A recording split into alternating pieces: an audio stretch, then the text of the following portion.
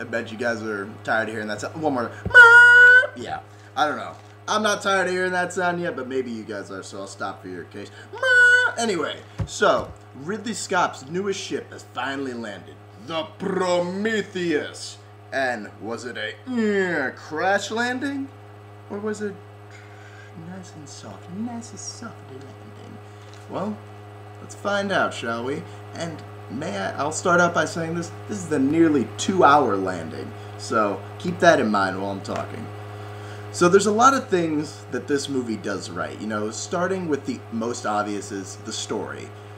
There are no spoilers, I won't go into detail, but there's some scientists who have been exploring the world, and they go into these caves and they find like these markings, like these couple of dots, and they find out that it's like a constellation, and the good old Wayland company says, hey, you want to go there? We'll take you there.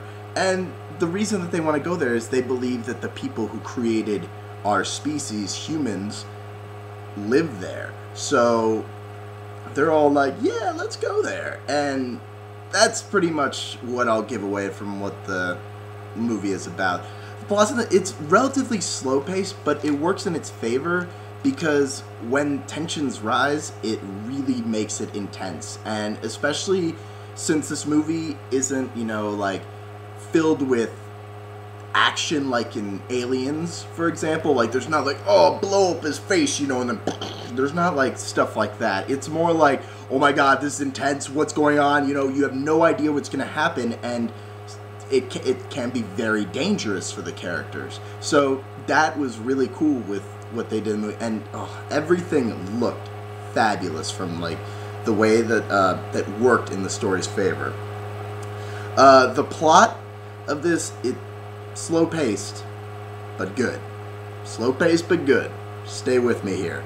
All the performances, you know, it's hard to judge them because, you know, and here's where we get into the film's biggest issue, and that's that the script is really uneven, and it's the film's only real fault to me.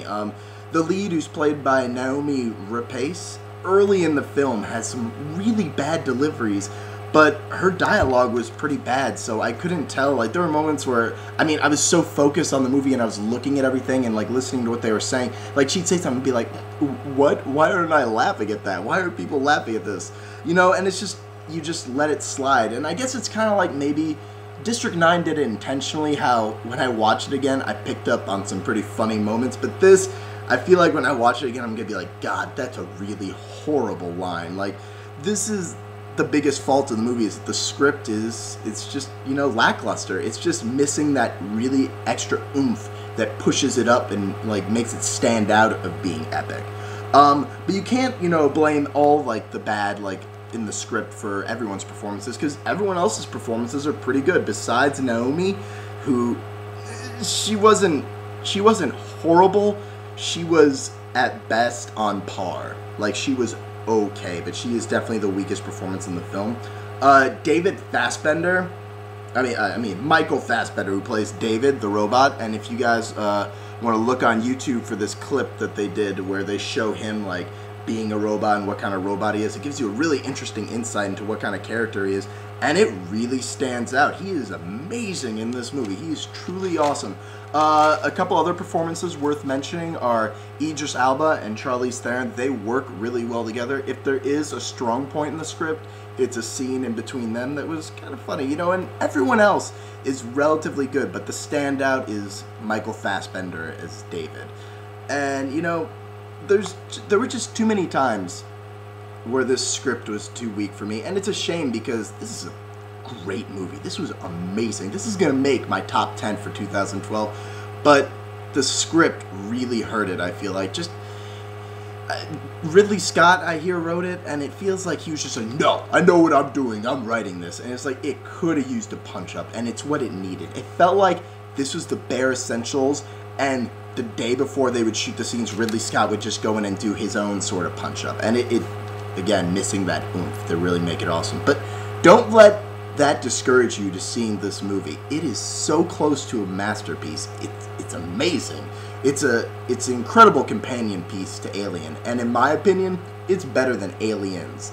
which I think is kind of overrated, but that's just me. It has the nostalgia factor from the first Alien, but this really goes back to that first mindset that the Alien movie had, which is like, what is this thing? I don't know what's going on here. Like, you have tons of questions, and it really draws you into the film, and it freaks you out. It's scary. And that, I think, makes a really good horror film. And this is sci-fi horror, and it works beautifully. And earlier I mentioned the special effects are fabulous. Everything looks like it's real. This is amazing. The movie looks so gorgeous from the second it starts to the second it ends. The first frame to the last.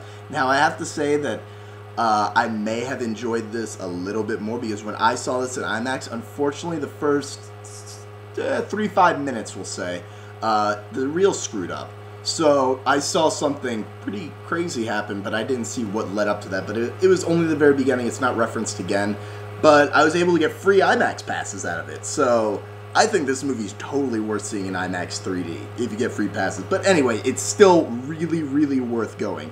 Because, you know, even though the reel messed up in the beginning, it was perfect the rest of the time. And the movie is just so gorgeous with Ridley Scott's amazing direction. The dude has an ego about him, but can he shoot a flick? And man, does he know story structure. This is the sci-fi movie I've been waiting for so long. Get out there and see this. This was really damn good. Now, I want to mention really quick another sci-fi movie that I saw last week, which is Men in Black 3. I didn't do a review for it, but I'll say a little bit about it. So the Men in Black were back, and, you know, after all this time, you know, it didn't feel so much like a comeback.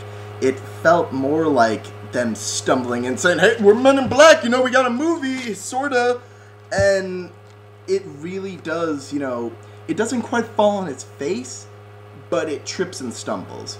And, you know, the story, you can go and look that up if you want, but the best way to put it quickly is, if you imagine if they had a Men in Black TV show, and they made a Men in Black movie, which just came out to be a couple like a really long Men in Black episode. Like, this is like an hour-and-a-half episode of the Men in Black TV show. It is okay. It is fun to see in theaters. I would give this a worth your time. This is a great time to see. It's funny. Special effects are cool looking, original. The aliens look sweet. This is one of those movies, like Prometheus in a way, everything's just visually amazing. Everything is really cool to look at. And, you know, Will Smith does bring his little swagger, if you will, about him. And he works really well in this movie. So, Men in Black 3, worth your time. But go see Prometheus. You need to see Prometheus. Prometheus is the name of the ship, and that's all I'll say. It's really damn good. The script hurt it, but man, is it awesome. Go check out Prometheus. Totally worth it. Full price in IMAX. Thanks for watching, guys. I don't know what the next movie I'll be seeing is, but I got a free IMAX pass now for The Dark Knight Rises, so that's pretty awesome. Catch y'all on the flip side. Please subscribe. Click that button right there. You want to. It's so awesome, that button right there. And you can click down there and you can type, "You suck, I hate you." Keep it up. I like it, guys. So keep telling me I suck. Keep subscribing, please. Show your friends. And I'll see you all on the flip side.